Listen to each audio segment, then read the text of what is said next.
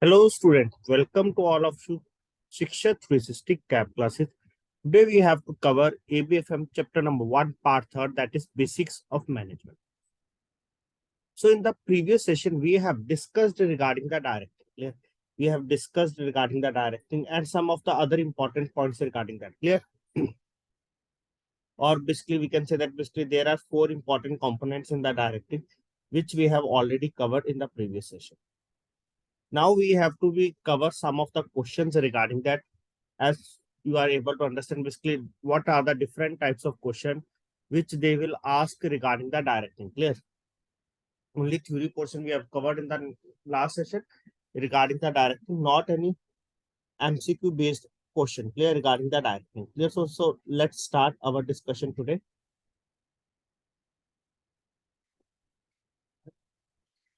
So first point here. Which of the following it is not a characteristics of the directing? Clear? Which of the following it is not a characteristics of the directing? First one, that is directing basically means that initiate action.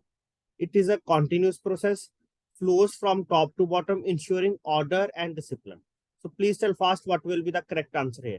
Which of the following it is not a characteristics of directing? Clear? Directing basically initiate action. Second one, it is a continuous process, flows from top to bottom. Fourth one, that is ensuring order and discipline. Clear? Ensuring order and discipline. Clear? So what will be the correct answer? So this one will be the characteristic. This one it is also, this one it is also. This one not will be the characteristics of the directing. Clear? So option number D will be the answer, that is ensuring order and discipline. Clear? This will not be the characteristics of the directing here. So option number D will be the answer. Now move to the next question. Which of the following are the elements of the directing? Clear? We know that there are basically four elements of the directing. Please tell fast what are the four elements. Supervision. Option number 8. This one, it is one of the element of the directing. Yes or not? Yes, it will be. Yes. Second one, motivation. This one, it is also. Leadership. This one, it is also. Fourth one, that is the communication. Clear? Fourth one, that is the communication. All those are the elements of the directing. Clear? So option number D will be the answer. That is all of the above here. The dash is the process of guiding the efforts of employees to guiding the to accomplish the desired goal. Clear? What is the process? Or we can say that dash is the process of guiding the efforts. Clear? Of guiding the efforts of employees to accomplish the desired goal. Clear? Basically to what? To accomplish the desired goal. Option number A, that is supervision. Option number B, that is directing. Option number C, that is controlling. And option number D here, that is to be motivating. Please tell fast what will be the correct answer that regarding this question. What is the process? That is, we have to supervise. Clear? That is supervision, that is guiding. Supervision basically it is a process of guiding the efforts of employees to accomplish the desired goal. Clear? This is the same thing we have covered in the supervision. Clear? This one. Sorry.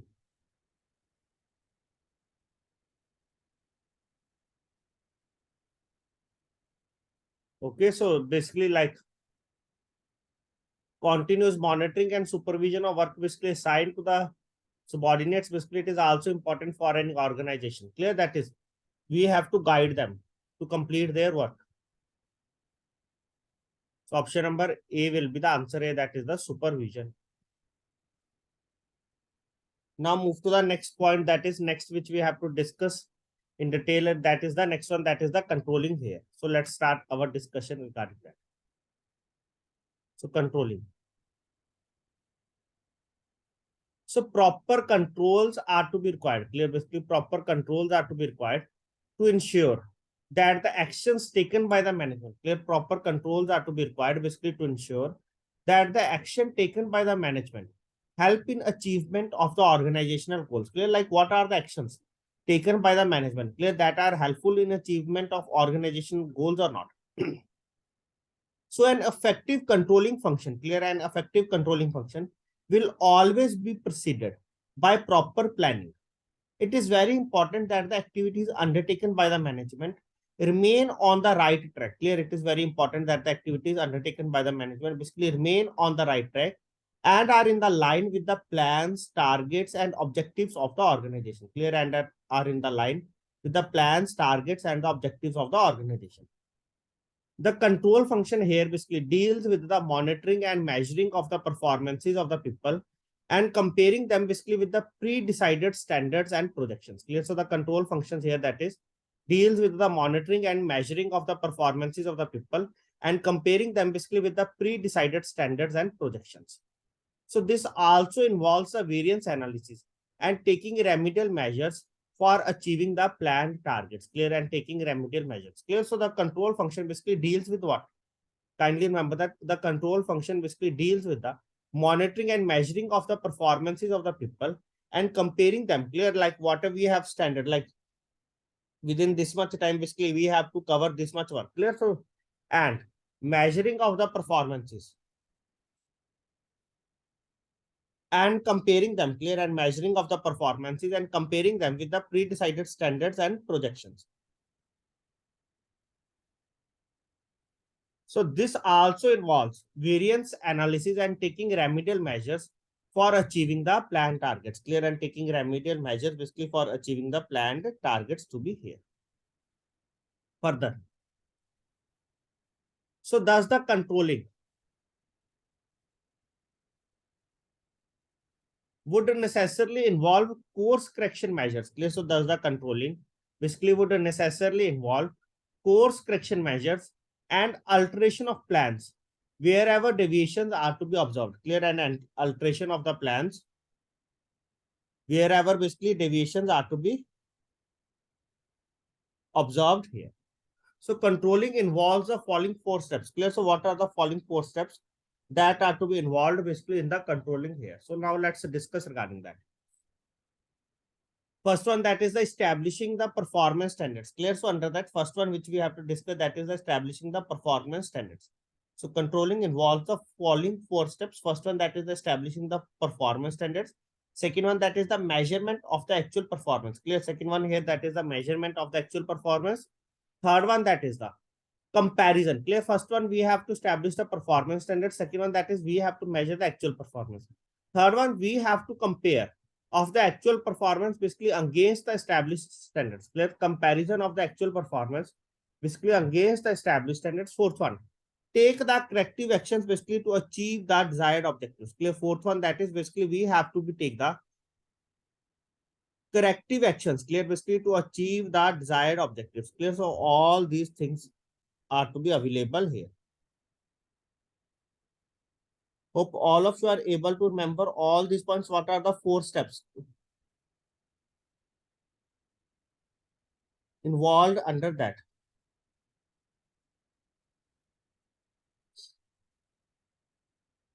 Okay. First one, that is establishing the performance standard. Second one, that is measurement of the actual performance. Third one, basically we have to compare. Comparison of the actual performance basically against the established standards. Fourth one, that is taking the corrective actions to achieve the desired objectives. Clear? Taking the corrective actions basically to achieve the desired objectives. So this is regarding the control. One more point regarding that. So active participation by the managers. Clear? So active participation by the managers basically in all the above functions. Clear? Active participation basically by the managers in all the above functions. Basically it is desirable to achieve the business goals of an organization. Since all the above functions of a management are interrelated, so managers basically must take a holistic view and use a combination of the above management functions to solve the challenges and the problems basically faced by them for meeting their business goals. Clear? So active participation, first of all, that is active participation basically by the managers in all the above functions. Basically it is desirable. Clear? Why desirable? Basically to achieve the business goals of an organization. Since all the above functions of the management basically all are to be interrelated, so basically managers basically must take a holistic view and use a combination of the above functions. Clear? Managers basically must take a holistic view and use a combination basically of the above functions to solve the challenges and the problems. Clear? Basically for what? To solve the challenges and the problems basically faced by them for meeting their business goals. Clear? To solve the challenges and the problems basically faced by them for meeting their business goals to be here. Okay.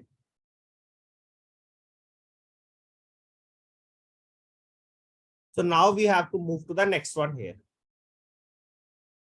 So that is regarding the controlling. Clear? Hope all of you are able to understand regarding the controlling. Now we have to practice 1 or 2 questions on the basis of the controlling here, so that you are able to understand what are the different types of question basically they will expect. You will expect in the examination. So what is the controlling? Controlling function basically finds out how far dash deviates basically from the standards. Clear? Basically how far dash deviates, basically what it is to be deviating from the actual standards. Basically from the standards, actual performance, improvement, corrective actions, cost. What will be the correct answer? Controlling function basically find out how far dash deviates from the standards. Actual performance, improvement, corrective actions, cost. The correct answer here, that is basically actual performance. Clear? Basically how much, basically how far basically our actual performance basically deviates from the standards. Clear? So option number A will be the correct answer, that is the actual performance.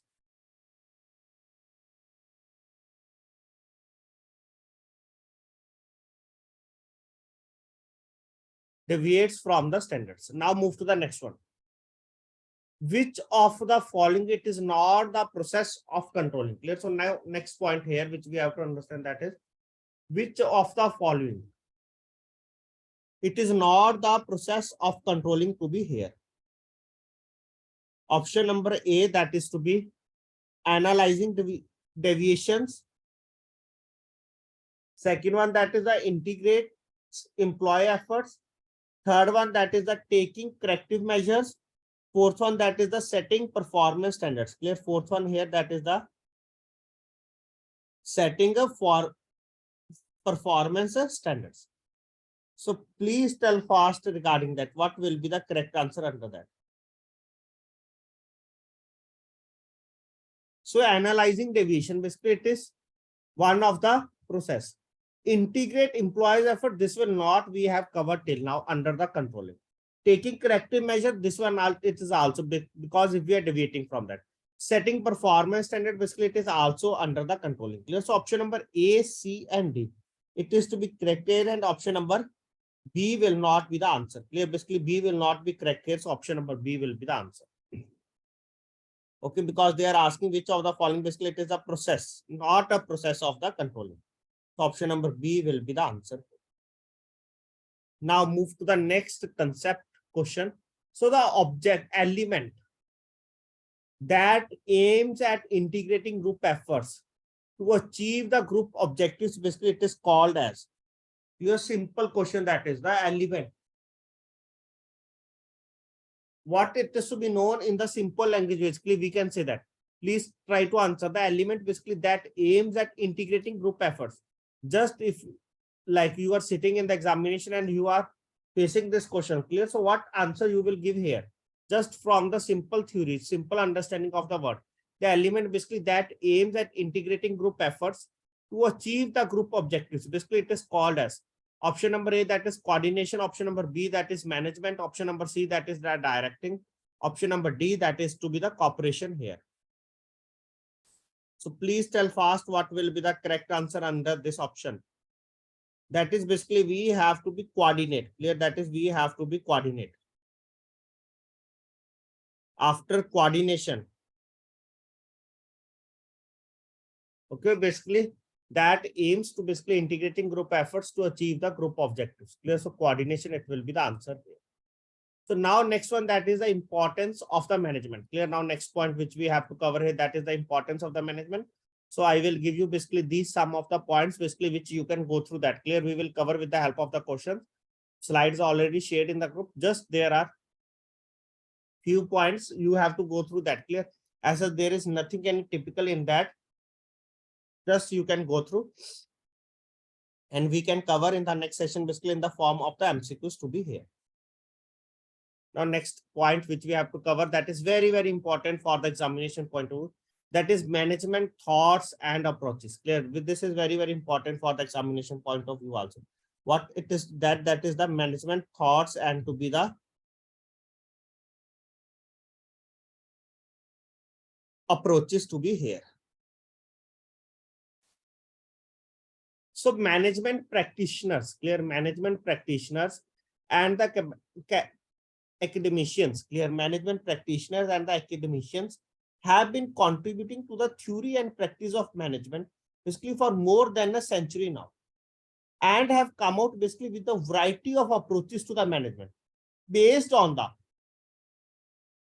intensive research and analysis, clear, and they have come out basically with a variety of the approaches to the management basically based on the intensive research and analysis. Harold Kuntz, basically an eminent management expert, have even coined the term the management theory jungle for the various management approaches. Clear? So this one will be the 1 mark question in the examination. You will expect that. Basically, who have coined the term the management theory jungle? That is Harold Kuntz. Clear? Harold Kuntz basically coined the term the management theory jungle basically for the various management approaches. So now the various management thoughts basically can be classified as under. Clear? So how it will be classified? Now we have to be covered that.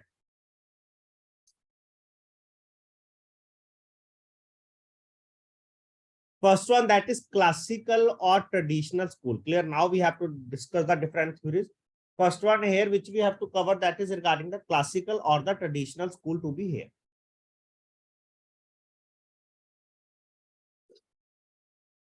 So the classical school basically believes in the uses of the technology for increasing the efficiency of the employees, and lays down more emphasis basically on the organization, looks at the organization basically as a machine and the employees as its parts. Clear?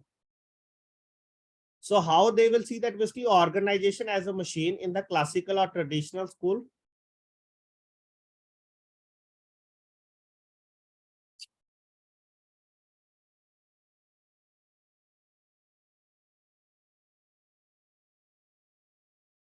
Okay, and employees as its parts who are only important as a means of production. Clear? And they consider their employees only for the production purpose. Clear? They will not consider that these are the assets of the organization. Clear? Not like these things. Clear? They are just considering them only as the means of the production to be here.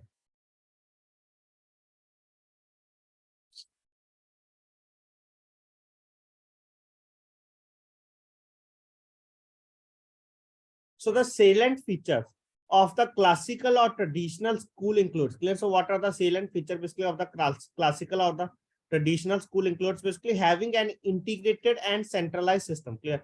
Having an integrated and centralized system, great emphasis basically on the production, concentration on the errors and their rectification. Clear? Concentration on the errors and their rectification. Clear? So all these are the features of the classical or the traditional school. Clear? All these are the features of the classical or the traditional school to be here.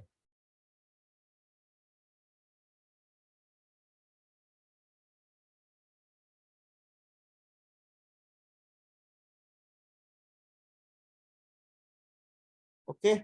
Any doubt, any query up to this much point, please ask fast. If anyone has any query, any doubt, any question up to this much point.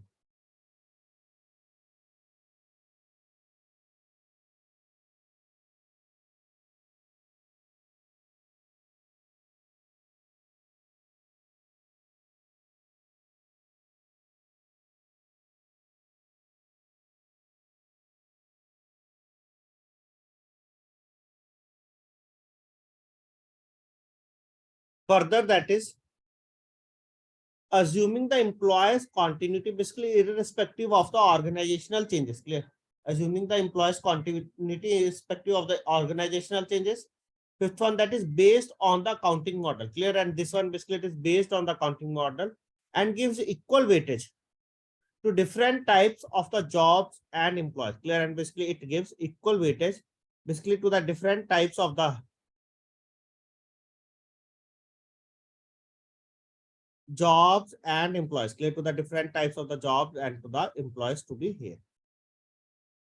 Okay, so that is regarding the classical or the traditional school.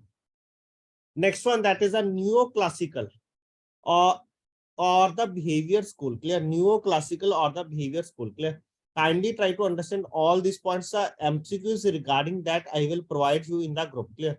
The MCQs basically regarding all these things, basically all this theory, I will provide you in the group. Not I will discuss in the live discussion. Clear? I will provide you in the group here. So what is the neoclassical or the behavior school? So this school basically it is an extended version of the traditional school and developed because of the weaknesses basically observed in the classical theory. Like one of the weakness that is, we can say that like they treat their employees as the part of the machines. So the behavioral thought processes here, that is the behavioral thought processes basically attempted to solve the problems basically faced by the classical theorists. So this school of thought propounded the influence of the human actions on the very existence of the organization. Clear? So what this school basically, this school of thoughts propounded the influence. Clear? Basically what it does basically propounded the influence of the human actions on the very existence of an organization. So an organization basically according to this theory comprises of both the formal and informal forms of an organization. Clear? So what the organization basically according to this theory basically comprises of both the formal and informal forms of an organization, and the fact which was overlooked by the classical thought. Clear? So this school of thought had the following salient features. Clear? Just you have to remember the features. These the questions basically which they will ask in the examination, that is basically on the features. Clear? What are the features of the different theories, or we can say that of the different schools? So first one here, that is the focus on motivation. Clear? First feature, that is focus on motivation here. Second one, that is the different persons. Clear? Basically that is the different persons get motivated diversely basically for satisfying their specific needs. The different persons basically get motivated diversely basically for satisfying their specific needs. Third one, that is the for efficiency measurement communication, it is a critical input. Clear? That is like we can say that if you are working in a branches, clear, if your manager basically continuously discussing with you regarding the branches, basically how we have to do this work and what are the ways basically we can achieve this target, because earlier I am working basically in the, we can say that like in the zonal office or in the regional offices or in the circle offices, and I have not much idea regarding the branch. So basically I will need your guidance also basically to perform the branch working well. Clear? So basically just we can say that that is the communication or the discussion with their employees. Clear? So basically if there is a communication well, so that is basically we can say that output it is also to be improved here. Okay. So for the efficiency measurement, clear? For the efficiency measurement, basically communication, it is a critical input. Clear? Basically for the efficiency measurement, basically communication, basically it is a critical input. Fourth one, that is the for organizational performance. Clear? Basically for organizational performance, teamwork, it is to be essential. Clear? Basically for the organizational performance, teamwork, it is to be essential here.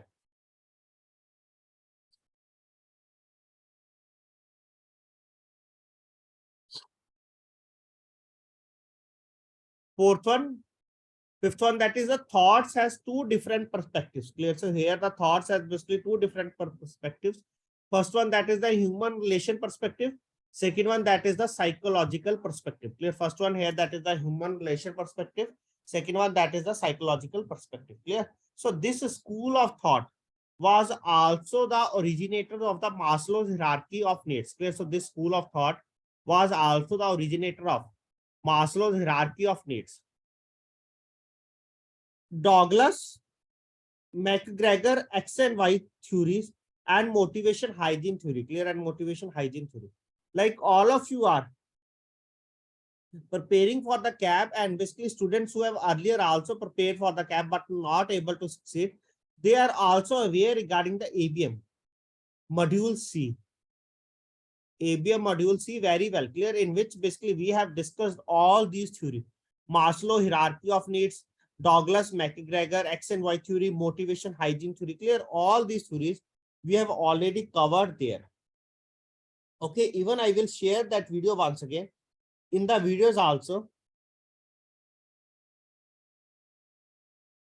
I will discuss some of the questions. Clear? So I will share all these videos basically with all of you. Further, that is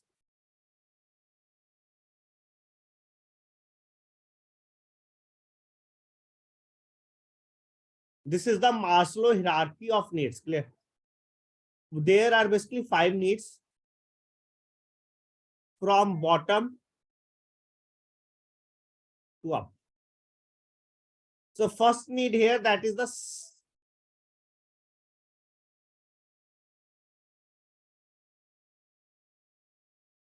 physiological needs. Clear? So first needs basically comes under that, it is to be physiological needs. Second one, that comes out to be the safety needs. Third one, that is the that is love and belongingness needs. Fourth one, that is the self-esteem needs. Fifth one, that is the self-actualization work. Clear? Fifth one, that is the self-actualization work. Clear? In the examination directly, they will ask questions on the basis of that. Clear? Maslow hierarchy of needs. First one, that is the physiological needs. Second one, that is the safety needs. Third one, that is the love and belongingness needs.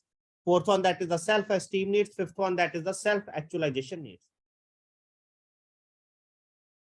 So now we have to little bit understand regarding that. So the theory can be summarized as follows. So human beings have wants and desires. Clear? Basically human beings, everyone basically have wants and desires. That is, I want to become this one. Basically, I want to get this one. Clear? So or we can say that human beings basically have wants and desires which influence their behavior. Only unsatisfied needs basically influence the behavior. Satisfied needs do not. Clear? Basically, if our need is to be satisfied. Clear? So basically, we have not any influence on our behavior of that. Clear? If any need is to be remain unsatisfied. Clear? So it continuously irritates us. Clear? Only unsatisfied needs basically influence behavior. Satisfied needs not do not. So since needs are many, so they are arranged in order of importance. Clear? Basically, since needs are to be managed, so basically like which one it is our basic need or which basically we want to achieve first, after that we will move towards our other. Clear? So since needs are many, so they are arranged in the order of importance, basically from the basic to the complex. Clear? Basically from the basic to the complex. Like first of all, we can say that basically first of all, our basic necessity is to be food.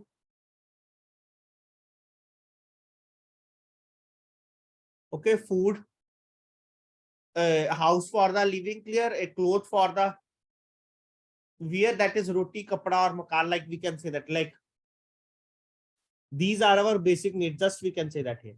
Further, so the person basically advances to the next level of needs, like we can say that basically we will have a good car basically for the traveling purpose. Clear? And we need basically good quality of the clothes basically, and we need more money basically to eat in the restaurants and all these things, just basically for the example purpose. And we need a good quality, basically good functional mobile also. So the person advances to the next level of needs only after the lower level needs is at least minimally satisfied. Clear? So the person advances to the next level of needs only after the lower level need is at least minimally satisfied here.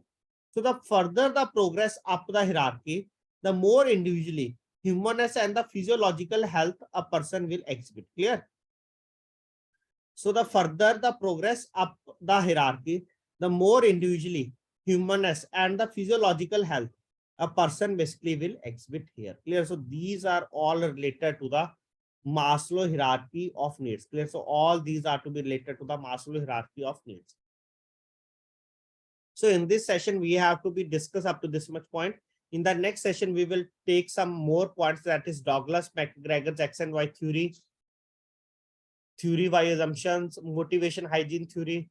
All these theories we have to cover in the next session. After that, we will discuss quantitative school or the management science. Clear? So we will cover all the system one by one, and just here we will cover the theory. The MCQs I will provide you in the group for the practice purpose. Just you have to continuously practicing the MCQs and go through the session, and at least 2 times you have to go through the slides also, so that you are able to understand what are the different types of questions basically which they will ask in the examination on the basis of that.